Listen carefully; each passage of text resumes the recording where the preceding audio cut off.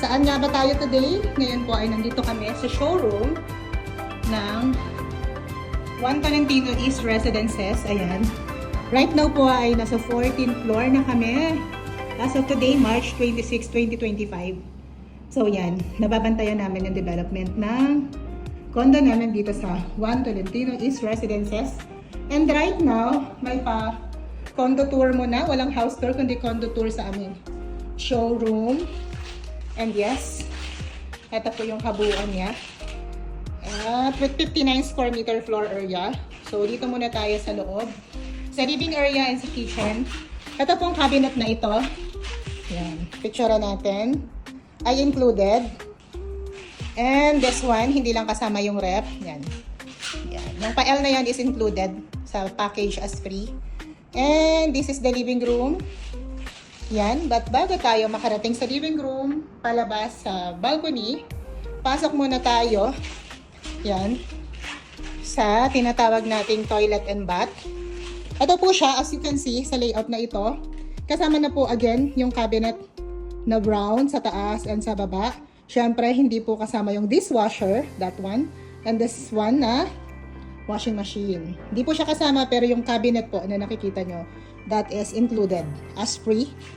And this one, maid's room po yung tawag namin dito, pero pwede rin pong as guest room. Again, may cabinet na naman, overhead cabinet sa taas. Kasama po siya sa package, and as you can see, kasya po yung isang single bed dito sa maid's room namin, or guest room. And ito po yung common bathroom.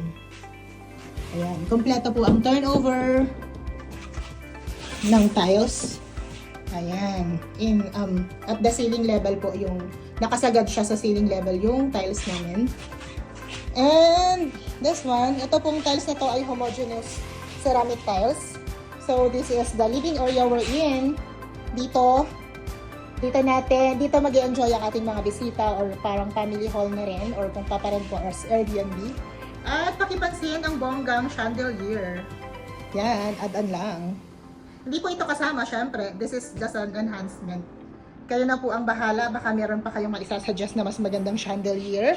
And let's go inside sa aming one bedroom. Kasi dito po sa amin sa One Tolentino East Residences, wala po kaming studio. Ayan. Pakipansin ang magandang crater ng Taal Volcano. So from inside, kitang-kita siya. So going back, punta tayo sa one bedroom. Ayan. Sa bedroom nyo po, you will also have this. This is not a sliding window. Ayan. So, from here, may view pa rin kayo. So, imagine kung nandun ka sa 18th floor, mas lalong kitang-kita mo yung kabuuan ng Taal Lake and the mountains here in Tagaytay. Kasi kita rin po dito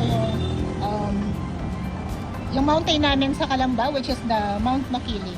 So, right now, we are here sa showroom. So, that's why mababa pa yung kita.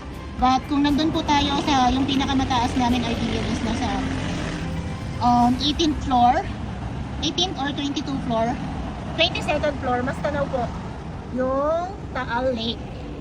So, ituloy natin ang pa room tour. So, ito nga po yung one bedroom. Ayan. Complete po to with pin light. And this one, this dresser is also free kasama sa package. And bukod sa common bathroom, meron din po kaming sarili para dito sa one bedroom. So, buksan natin yung ilaw. Ayan po. Again, ang libre lang po dito. Siyempre, hindi kasama yung salamin, but this one is kasama na po. Ayan. Yung iba, papagawa mo pa, diba? And this one, yung glass partition. Para sa shower area, para hindi magpuputik, siyempre, ang CR mo. Yan lang. If you have questions, please message me. Ayan. Again, balik tayo. At ng unit namin ay merong balcony. Pero syempre, mas maganda kung ang makukuha mong unit ay facing Taal. So, ito po yung tsura ng balcony namin. Depende kasi ito, this one is corner. Kaya, mas malaki. Ayan po ang view from here.